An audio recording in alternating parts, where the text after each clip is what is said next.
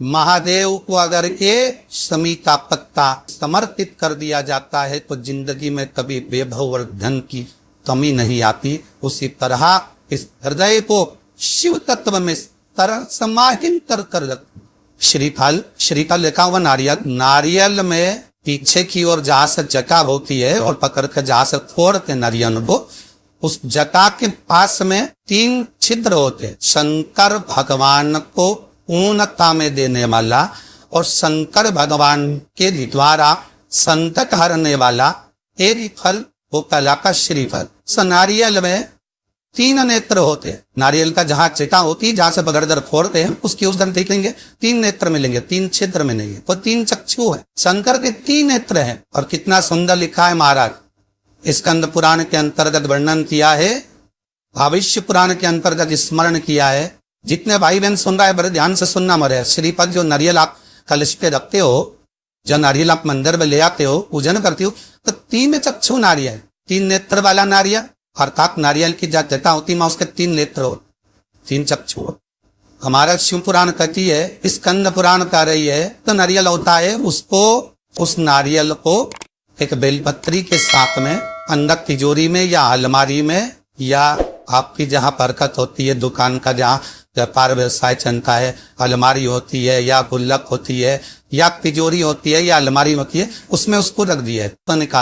तो निकालने के बाद उसको पूरे घर में घुमाने के बाद में श्री गणेश जी के मंदिर में, जो भी तुम्हारे घर में, तुम्हारे गांव में, तुम्हारे नगर में जो गणेश जी का मंदिर हो, उस मंदिर में ले जाकर उसको रखिए। वहां से मात्र 1 दुर्वा लेकर आए, गणेश जी महाराज की चढ़ी हुई केवल 1 दुर्वा, और उस दुर्वा को दरवाजे की दहली पर छुलाकर उस दुर्वा को अपनी अलमारी ना अपनी तिजोरी में उसी दिन रखकर जिस दिन लेकर आए। हमारे कभी जिंदगी में लक्ष्मी की कमी नहीं आ सकती, कभी संपदा की कमी नहीं आ सकती, कभी आप नीचे की ओर नहीं जा सकते, आप उन्नति की सीढ़ी पर ही चढ़।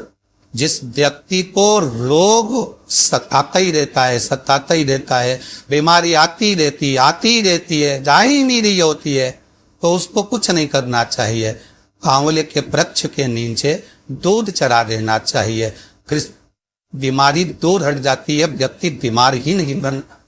जिसको निमोनिया हो, श्वास की बीमारी हो, दमे की बीमारी हो, किडनी और लीवर से जुड़ी हुई बीमारी हो, उसके लिए सबसे अच्छी चीज है हमारा, चलने में हापरी भरा जाए, चलने में दम भरा जाए, तो आप आंवले के वृक्ष के नीचे दूध चढ़ाओ। पर जैसे किसी व्यक्ति का व्यापार नहीं चल रहा हो, कोई कर्जे में लदा गुम हो गया हो, जिसके व्यापार बार बार बदलना पड़ रहा हो, या फिर कोई काम में मन नहीं लग रहा हो, या कहीं नौकरी सर्विस व्यापार व्यवसाय व्यक्ति का जब चलता नहीं है, तो फिर उसके लिए रुद्राक्ष चक्र के रूप में काम कर। जैसे सुदर्शन चक्र चलता है, इसे रुद्राक्ष चक्र चलता है। रुद्राक्ष चक्र कितने रुद्राक्ष से बनता है? तो क्या 9 रुद्राक्ष से बन।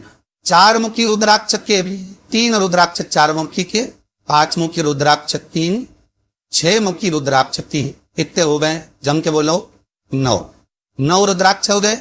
लाल धागे में 1 रुद्राक्ष को 4 मुखी को पहले ले लो, फिर उसी रुद्राक्ष के बाद में उसको सवा दांत लगा दो, सवा दांत लगाई धागे में, फिर 5 मुखी रुद्राक्ष, फिर सवा दांत, फिर 6 मुखी रुद्राक्ष, फिर सवा दांत, फिर 4 मुखी रुद्राक्ष, फिर 5 मुखी, फिर 6 मुखी, सवा दांत लगाकर चक्र तैयार कर लिया जाता है। और उस चक्र को तैयार कर कर व्यक्ति शिव मंदिर में ले जाकर शंकर जी के उस शिवलिंग पर रखकर चढ़ाकर भगवान शंकर को केवल 3 वस्तु में समर्पित कर दे। पहला धतूरा, दूसरा बेर मतलब बोर जो खाते हैं बेर, तीसरा काली तिल, ये शंकर जी को समर्पित कर दे, स्नान कराए, वापिस उस रुद्राक्ष को लेकर आ जाए और अपने गले में धारण कर ले।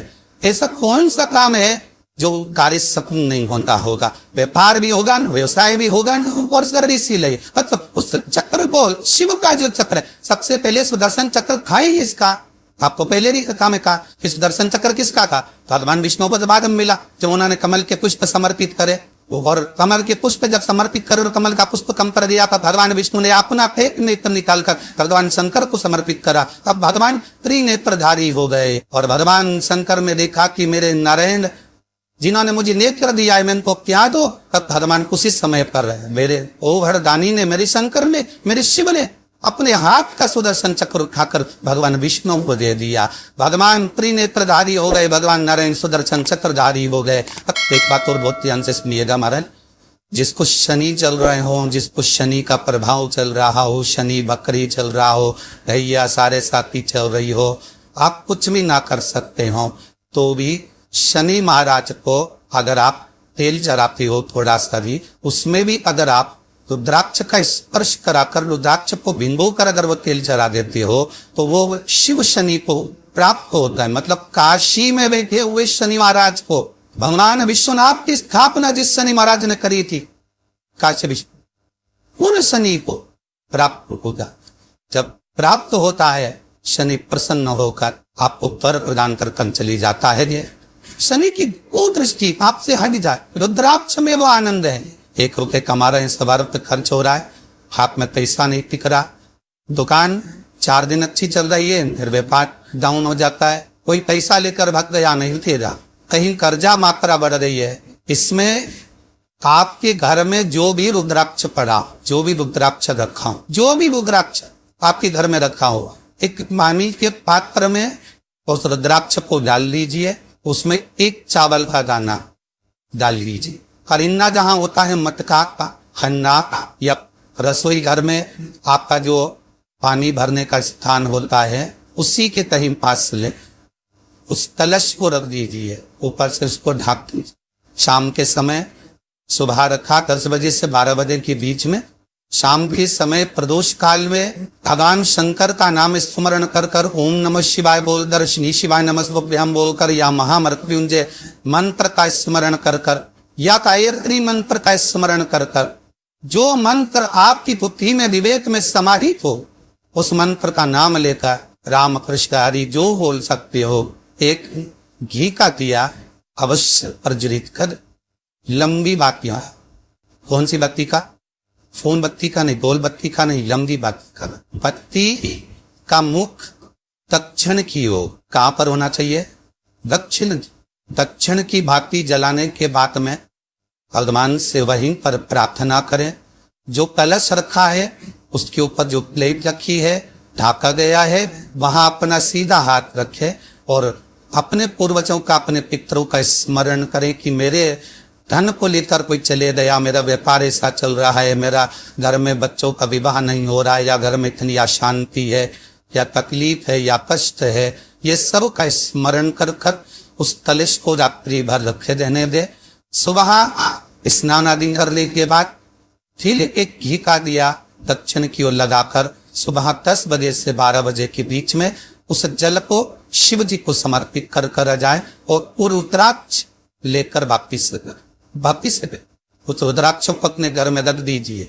वर्ष भर वो रुद्राक्ष आपको कभी बीमारी से नहीं करने देगा, कभी किसी जगह गड्ढे में नहीं जाने देगा, आपको उन्नति की ओर ही बढ़ाएगा। भले कोई भी रुद्राक्ष है, चलेगा 14 मुखी, 20 मुखी, 18 मुखी, जो रुद्राक्ष आपके पास है आप तो उसका स्मरण करिए। 10वीं तिथि को जो तुलसी की डंडी को घी में भिगोगा, अपनी कामना कर कर भगवान के सामने दिए में रखकर जला देता है, दिए की तरह उससे आरती उतार देता है, कहते हैं उसका जन्म दूसरी बार पृथ्वी तक नहीं होता। वो भगवान की कोलो श्री शिवाय नमस्तुभ्यम, सब बोलिए एक बार जमकर, श्री शिवाय नमस्तुभ्यम। टेक्निकल जरूर कर रहा था, ऐसी और वाला महाराज खूब तलिंग बोल रहा था, शास्त्र अपनी बातें थे, हमारे जीवन में हमें सुख प्रदान कर रहे हैं, इसलिए नाव में आनंद करते हुए अपनी बात को विराम देते हैं।